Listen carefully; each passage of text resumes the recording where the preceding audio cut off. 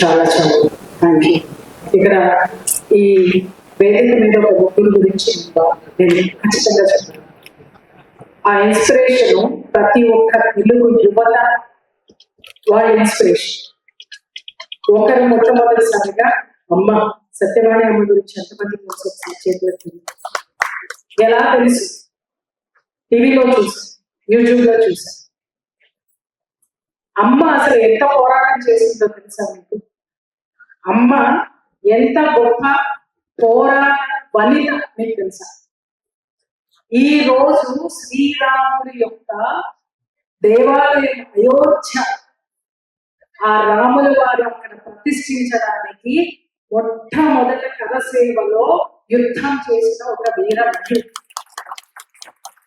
ఇంకా చెప్పమంటారా?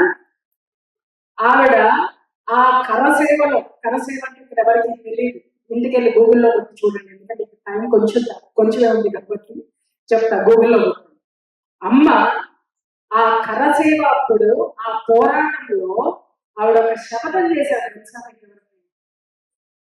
ఇక్కడ రాముల వారి ప్రతిష్ట చేసి జరిగి తీరుతుంది, జరిగేంత వరకు ఈ కురులు ముడి వేసుకోవడం అని ఆవిడ ముడి కూడా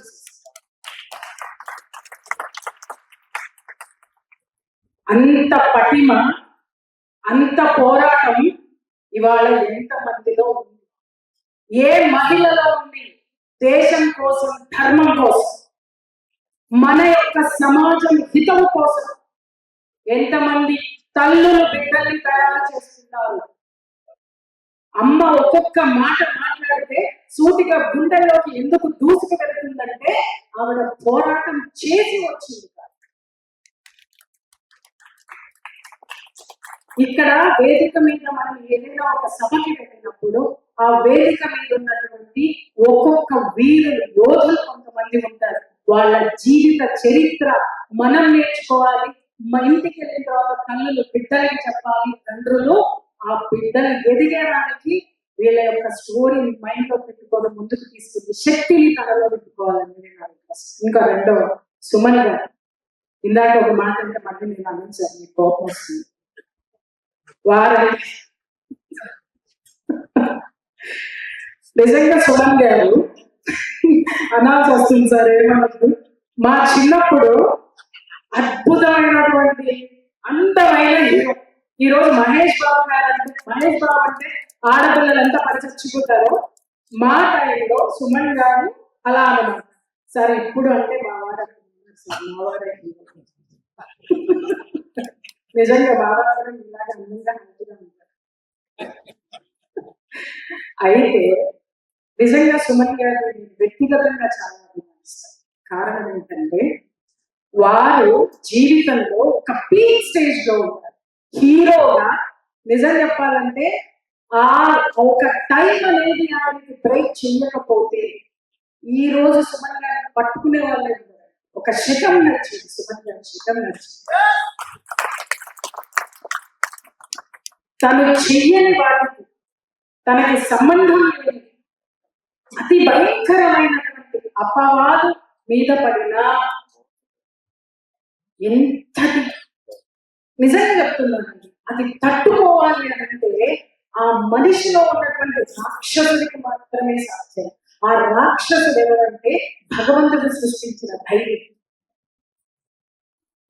అంత గొప్ప ఆయన జీవితంలో ఆయన అంత అపవాదుని మీద వేసుకున్న జీవితంలో ఎక్కడా చెల్లించాలి. ఆ బ్యాడ్ టైం ఏదైతే ఉందో ఆ కర్మ ఎలా అనుభవించాలో ఆ కర్మని అనుభవించి మళ్ళీ బయటకు వచ్చి సంపూర్ణమైనటువంటి జీవితాన్ని అనుభవించి మన ముందు కూర్చొని ఎంతో ముందుకు తీసుకెళ్ళినటువంటి వాస్తవాలు మనకి తెలుసుకోవాలి. చరిత్రను మనకు ఈ మధ్య చాలా మంది మాట్లాడుతున్నారు, చరిత్ర కావాలని మాట్లాడుతున్నారు. చాలా ప్రతి చిన్న విషయానికి ఆత్మహత్య చేసుకుంటున్నారు. అమ్మకి తిన్నారో, నాన్నకి చేయడమో, లేకపోతే ఎగ్జామ్ లో ఫెయిల్ అయ్యామో, ఏదైనా పోటీ పడడమో, తల్లి సెల్ ఫోన్ చేతిలో నుంచి లాగేసుకుంటే తల్లిని చంపేస్తున్నటువంటి ఎమోషన్స్ ఉన్నటువంటి ఈ రోజుల్లో ఆ ఎమోషన్స్ ని, ఇక్కడ ఒక ఎమోషన్, ఇక్కడ ఒక ఎనర్జీ చూసారు, అక్కడ ఒక ఎనర్జీ చూసారు. ఆ తరువాత యువతరాలు పడి లేచిన కెరటం నవీన్ గారు.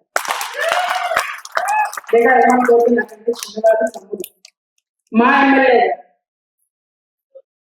2 సార్లు ఓడిపోయి, ఓటమి ఎంత బాధ అనిపిస్తుందో, మనిషిని ఎంత అవమానానికి గురి చేస్తుందో, నిలబడనివ్వదు, కూర్చోదు. చాలా మంది ఒకసారి ఓటమి కాగానే పారిపోయే వాళ్ళు చాలా మంది ఉంటే మళ్ళీ మళ్ళీ ప్రయత్నించే వాళ్ళు ఉంటారు. కానీ ఆ ప్రయత్నంలో గెలవాలి అనేటువంటి కసితో ప్రయత్నించే వాళ్ళు చాలా కొద్ది మంది ఉంటారు. ఎలక్షన్స్, జూబ్లీ హిల్స్ ఎలక్షన్స్ లో నవీన్ యాదవ్ గారు పడిన శ్రమ చూస్తే నిజంగా ఇవాళ యూత్ ఎందుకు రాజకీయాల్లోకి రావట్లేదు నాకు అర్థం కాదు. ఇలాంటి వాళ్ళ ఇన్స్పిరేషన్ తీసుకో, ఖచ్చితంగా తీసుకో. ఇంటింటికి కాళ్ళకి బలపం పెట్టుకోవడం వరకు యూత్ తో కలిసిపోయారు. మీకు ఇంకో విషయం తెలుసా? నవీన్ కుమార్ యాదవ్ గెలవడానికి కారణం ఆయన ఖర్చు పెట్టిన కోట్ల రూపాయలు కాదు. ఏ ఇంట్లో చిన్న ఫంక్షన్ జరిగింది, బారసాల జరిగినా కూడా ఆయన అటెండ్ అయ్యారు, పుట్టినరోజు జరిగినా ఆయన అటెండ్ అయ్యారు, చనిపోయినా అటెండ్ అయ్యారు. ఇంటికి చనిపోవడానికి, వేడుకలకి, బాధ వచ్చిన ఏమి వచ్చినా కూడా ప్రతి ఒక్కళ్ళ ఇంట్లో. అది ఒక ప్రజాప్రతినిధికి ఉండవలసిన మొట్టమొదటి లక్ష్యం. తనని మళ్ళీ గెలిపించింది తను ఖర్చు పెట్టిన కోట్లు కాదు, తను హక్కున చేర్చుకున్నటువంటి జనం. ఒక రాజకీయంగా ఎదగాలి అంటే జనంలో కాదు, జనం గుండెల్లో ఉండాలి అనేది ప్రూవ్ చేసిన యువని. ఇక్కడ ఇంకా చాలా మంది ఉన్నారు.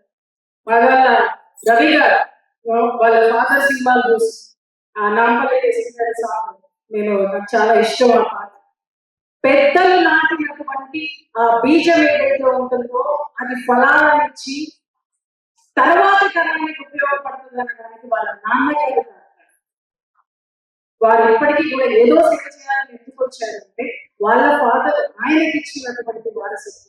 సమాజానికి ఏదో చెయ్యాలి. మనం లేచామా, తిన్నామా, పడుకున్నామా, తెల్లాలని, మనం లేచామా, తిన్నామా, పడుకున్నామా, తెల్లాలి. దిస్ ఇస్ నాట్ ఇక్కడ ఎన్ని జీవితాలు, ప్రతి ఒక్కరిని ఉన్న ప్రతి ఒక్కరి జీవితంలో పోరాడి గెలిచిందంటే అది నేర్చుకోండి. ఇంకొక రిక్వెస్ట్ కూడా చెప్తుంది, అవార్డు తీసుకున్న తర్వాత వెళ్ళిపోతుంది. ఏమండి, మొట్టమొదటి మీరు అవార్డు తీసుకున్నప్పుడు ఇంతమంది హాల్ చుట్టూ మీకు చెప్పట్లు కొట్టలే. మీ అవార్డు తీసుకోవడానికి మీ పని అయిపోయిందని చెప్పి వెళ్ళిపోయారు. వెళ్ళిపోయిన వాళ్ళు కెమెరాలో చూడండి, వాళ్ళ కోసం కెమెరాలో చెప్తుంది. వెళ్ళిపోయి ఇక్కడ సభని అవమానించడం, మనకి బోర్డు పంపితే చీకటి పడిపోతుంది అనుకోవచ్చు, ఇంకొకటి అనుకోవచ్చు. అదే అవార్డు లాస్ట్ లో మీకు ఇస్తే చీకటి పడిన మీరు ఎవరి కోసం మనం ఇవ్వాలి మర్యాద? ఈయన 35 సంవత్సరాల నుంచి ఇంత మందిని వేదిక మీదకి పరిచయం చేసి ఒక కళ ఎందుకు బ్రతికిస్తున్నారో మీకు ఎవరికైనా తెలుసా? ఈయనకి సార్ మీరు వెళ్ళిపోతున్నాం. ప్రజల అవార్డు గ్రహీతల మంచి ఉండాలనే కాన్సెప్ట్ స్టార్ట్ చేసినాము. ఈ రోజు కూడా అందరి ఆశీర్వాదం లభించింది. పిచ్చి మహానుభావం కదండి. జనం కోసం ఆయన జీవితాన్ని ఖర్చు చేస్తే అవార్డు తీసుకుని వెళ్ళిపోయారు. దయచేసి ఏమనుకోవద్దు, నా మాటలు ఇలాగే వాస్తవాలు కఠినంగానే ఉంటాయి. ఇక్కడ ఇంతమంది పెద్దలు ఉన్నారు, వీళ్ళందరికీ పని లేదా? అందరూ ప్రజా జీవితంలో ఉన్నారు, వీళ్ళకి ఎప్పటికీ పని లేదా? వీళ్ళందరూ ఎందుకోసం ఇంతవరకు వేచి కూర్చున్నారు? మీకోసం కాదు. స్వార్థం అనేది వారు ఎంత పెరిగిపోయింది. దేశం లేదు, ధర్మం లేదు, ఇంకా చెప్పాలంటే కుటుంబ విలువల నాశనం అయిపోతున్నాయి. ఈయన కళాకారుల్ని పోషిస్తుంది. ఎందుకో మీకు ఒక విషయం తెలుసా? కళాకారులు ఈ దేశానికి వెన్నెముక. ఆ సంగతి మీకు తెలుసా? మన చరిత్రకి సృష్టికర్తలు అన్న సంగతి తెలుసా? ఆ చరిత్రని భవిష్యత్ తరాలకు అందించే కళాకారులు. ఈ కళాకారుని కళని ఈ ప్రభుత్వాలు కానీ, ఈ ఈ ఈ ప్రజాప్రతినిధులు కానీ ఎంత నిర్లక్ష్యం చేస్తున్నారంటే అందుకే చరిత్రహీనులుగా తయారవుతున్నారు. నవీన్ గారు మీరు వేదిక మీద చెప్తున్నారు. ఆదరించండి. ఒక కవిని, ఒక వక్తని, ఒక కళాకారుని ఆదరిస్తే మీ చరిత్రను వాళ్ళ ముందు తరాలకు తీసుకెళ్తారు. మీ యొక్క జీవిత చరిత్రలు ఎంతో మందికి ఉన్నతంగా ఉంటాయి. అందుకే ఈ రోజు మన భారతదేశానికి చరిత్ర లేకుండా పోతుందని మాట్లాడడానికి కారణం ఏంటంటే మనం చేసినటువంటి నిర్లక్ష్యం. దయచేసి అది చేయదు. నిజంగా ఇవాళ కొంచెం ఎక్కువ టైం తీసుకున్నానేమో, దయచేసి నన్ను క్షమించాలి.